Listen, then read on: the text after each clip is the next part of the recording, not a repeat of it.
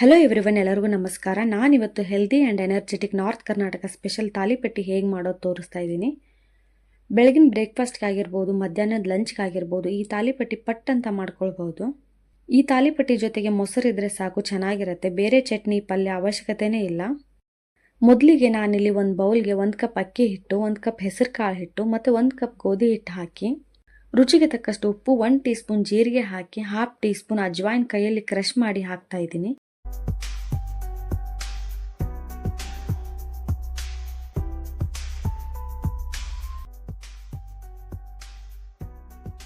ನಂತರ ಒಂದು ಚಿಟಿಕೆ ಹಿಂಗೆ ಹಾಕಿ, 1/4 ಟೀ ಸ್ಪೂನ್ ಅಡುಗೆ ಸೋಡಾ, 1/4 ಟೀ ಸ್ಪೂನ್ ಅರಿಶಿನ ಪುಡಿ, 2 tea spoon garam masala powder ಹಾಕಿ ಎಲ್ಲವನ್ನು ಚೆನ್ನಾಗಿ ಮಿಕ್ಸ್ ಮಾಡಿ,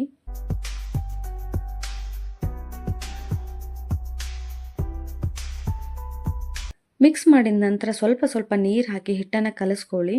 ಮೊದಲಿಗೆ ಕಲಸಿರೋ ಹಿಟ್ಟು ಸ್ವಲ್ಪ ಗಟ್ಟಿ ಕನ್ಸಿಸ್ಟೆನ್ಸಿನೇ ಇರಲಿ. ನಂತರ ಚಿಕ್ಕದಾಗಿ ಕಟ್ ಮಾಡಿರುವಂಥ ಒಂದು ಈರುಳ್ಳಿ ಮತ್ತು ಕರಿಬೇವು, ಸ್ವಲ್ಪ ಎಳ್ಳು ಹಾಕಿ, ತುರಿದಿರೋ ಒಂದು ಕ್ಯಾರೆಟ್ ಹಾಕಿ, 3 ಟೀ ಸ್ಪೂನ್ ಹಸಿಮೆಣಸಿನ್ಕಾಯಿ ಪೇಸ್ಟ್ ಹಾಕಿ ಮತ್ತು ಸ್ವಲ್ಪ ಹಸಿ ಶುಂಠಿ ಪೇಸ್ಟ್ ಕೂಡ ಹಾಕಿ, ಇದಾದಮೇಲೆ ವಾಶ್ ಮಾಡಿ ಕಟ್ ಮಾಡಿಟ್ಕೊಂಡಿರುವಂಥ 3 ಹಿಡಿಯಷ್ಟು ಮೆಂತ್ಯ ಸೊಪ್ಪು ಹಾಕ್ತಾ ಇದ್ದೀನಿ.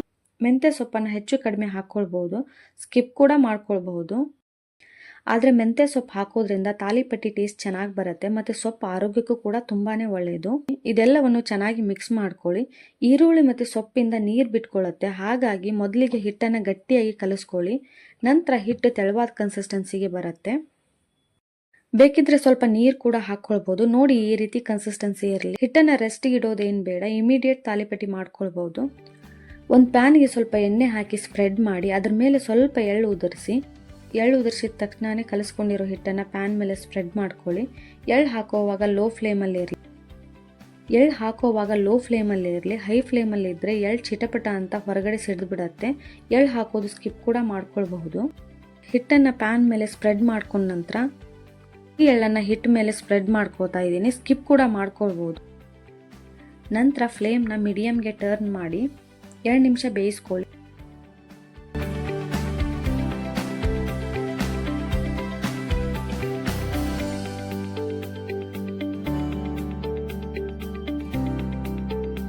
ಈ ರೀತಿ ಕಲರ್ ಚೇಂಜ್ ಆದಮೇಲೆ ತಾಲಿಪಟ್ಟಿನ ತಿರುಗಿಸಿ ಹಾಕಿ, ಎರಡೂ ಕಡೆ ಚೆನ್ನಾಗಿ ಬೇಯಿಸಿದರೆ ಬೆಳಗಿನ ತಿಂಡಿಗೆ ತಾಲಿಪಟ್ಟಿ ರೆಡಿ. ಇದ್ರ ಜೊತೆಗೆ ಯಾವುದೇ ಪಲ್ಯ ಬೇಕಾಗಲ್ಲ, ಬರೀ ಮೊಸರು ಮತ್ತು ಶೇಂಗಾ ಚಟ್ನಿ ಪುಡಿ ಜೊತೆ ತಿನ್ಬೋದು. ಈ ವಿಡಿಯೋ ನಿಮಗೆ ಇಷ್ಟ ಆದಲ್ಲಿ ಲೈಕ್ ಮಾಡಿ, ಶೇರ್ ಮಾಡಿ, ಜೊತೆಗೆ ಸಬ್ಸ್ಕ್ರೈಬ್ ಕೂಡ ಮಾಡ್ಕೊಳ್ಳಿ.